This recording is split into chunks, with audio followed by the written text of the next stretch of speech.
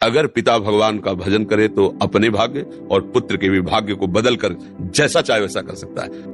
वो तो आएगा अपने ही कर्मों से, पर उसमें दुख और सुख का अनुभव तुम्हारे कर्म उसमें सम्मिलित होंगे।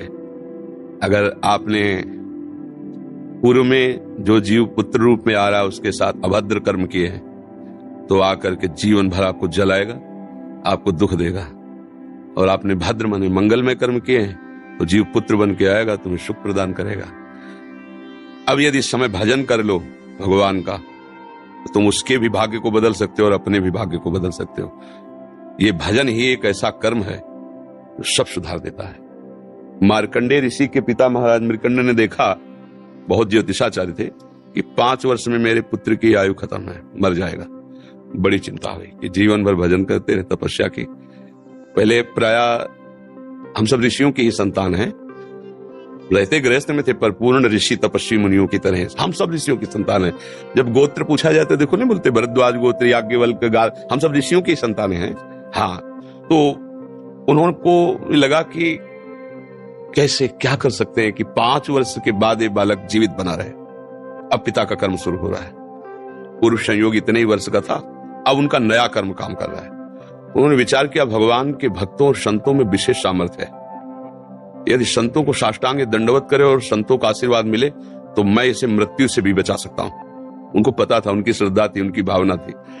तो प्रायः पवित्र नदियों के किनारे ही ऋषियों के आश्रम होते थे, तो गंगा जी के समीप ही तो घाट में खड़ा कर देते। जो भी संत दिखाई देते, वैष्णव तिलक या शैव तिलक, वो सबको आदेश कर, छोटा सा बालक 2 वर्ष 3, साष्टांग प्रणाम करो, साष्टांग प्रणाम करो।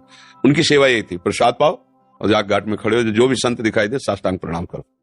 एक दिन प्रच्छन्न वेश से गुप्त रूप से सनक सनंदन सनातन सनत कुमार भी, अब आपको क्या पता कौन महात्मा किस कोटि का किस वेश में तुम्हारे पास बैठा है, या तुम्हारे संग वार्तालाप कर रहा है, या तुम्हें कभी मिल सकता है, हमारी दृष्टि नहीं ना। और वो दिव्य महापुरुष थे और वो देखा करते थे।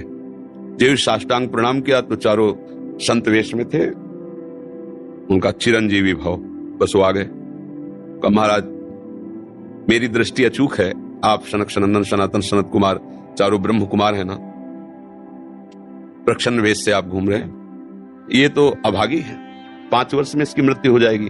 और आप कह रहे हैं चिरंजीवी भाव, तो आपके वचन मिथ्या या इसका भाग्य मिथ्या?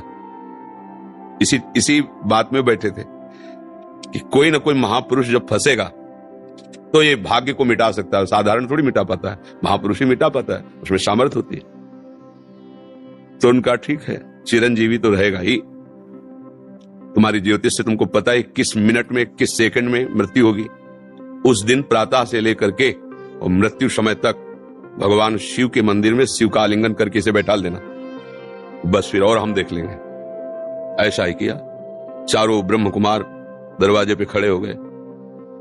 तो ऐसे पुरुषों के पास यमदूत नहीं आते, साक्षात धर्मराज आते हैं। धर्मराज ने देखा सनक सनंदन सनातन सनत कुमार, तो उनका इस जीव का समय हो रहा है, आप आदेश करें तो मैं इसे ले जाऊं। बोले मैंने तो चिरंजीवी भाव कहा है।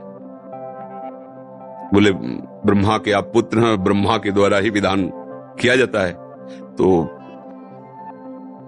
इतनी वार्ता हो ही रही थी कि भगवान शंकर प्रकट हो गए। उनका कि कुछ बदलना नहीं है, 5 वर्ष की आयु ना, हाँ 5 वर्ष मेरी आयु के 5 वर्ष रहे। भगवान ब्रह्मा जी एक सुई लेकर के ऐसे कमल में छेदे थे, आका 1 वर्ष हो जाता है। वो क्रम जब समय का नहीं, जैसे उत्तरायण दक्षिणायन देवताओं के दिन रात, ब्रह्मा जी का दिव्य 100 वर्ष का जो आयु का विवरण है ना, उसको जब पढ़ो तो होश खराब हो जाएगी। एक दिन में 74 मनु बदल जाते हैं, इंद्र बदल जाते हैं एक दिन में। और भगवान का समय, वो जो ब्रह्मा जी का समय, निमेष, पलक झपकना, इतने ब्रह्मा की पूरी आयु हो गई। 5 वर्ष उनके, आज तक मार्कंडेय जी जीवित है, उनको चिरंजीवी ऋषि कहा गया है मार्कंडेय जी का।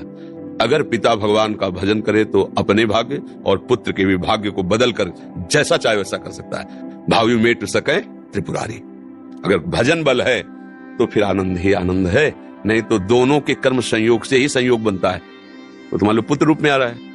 अभी हमारा आपका पूर्व जन्म का कोई संयोग तो आपको देखते ही चिड़ पैदा हो जाएगी। आप ऐसे वचन बोलेंगे कि मेरा हृदय जलने लगे, बोलेंगे ये आदमी क्यों आया हमारे सामने। वो हमारा कर्म है जो आपको भी जला रहा है, मेरे को भी जला रहा है, दोनों में द्वेष पैदा कर रहा है। और अगर अच्छा देखते ही ऐसा लगा कि मानो हमने बहुत समय से अपने प्रियजन को बाद में देख, ऐसा लगता है तो हमारे बहुत प्रिय, और देखकर आनंद है, आप जाओगे खुशी हुई, हमारे खुशी हुई, क्या हुआ?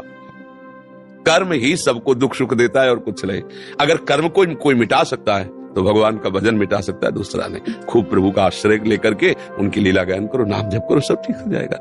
और गर्भस्थ शिशु को भगवत चर्चा सुनानी चाहिए, उससे प्रभाव पड़ता है। जैसे माँ गर्भवती है तो चाहिए कि स्वयं स्वाध्याय करे या फिर परिवार के जन कथा कह रहे हो, चुपचाप शांति से बैठ के सुने और नाम जप करे, तो गर्भस्थ शिशु पर उसका प्रभाव पड़ता है। जैसे प्रहलाद जी जब कयाधु जी के गर्भ में थे तो नारद जी अपने आश्रम में लेकर के उनको भी भगवत चर्चा भक्ति का उपदेश किया, तो ऐसे महान भागवत 5 वर्ष में विश्व विजेता हिरण्यकश्यप को परास्त कर दिया। 5 वर्ष की आयु प्रहलाद जी के, और विश्व शक्ति संपन्न हिरण्यकश्यप परास्त कर दिया।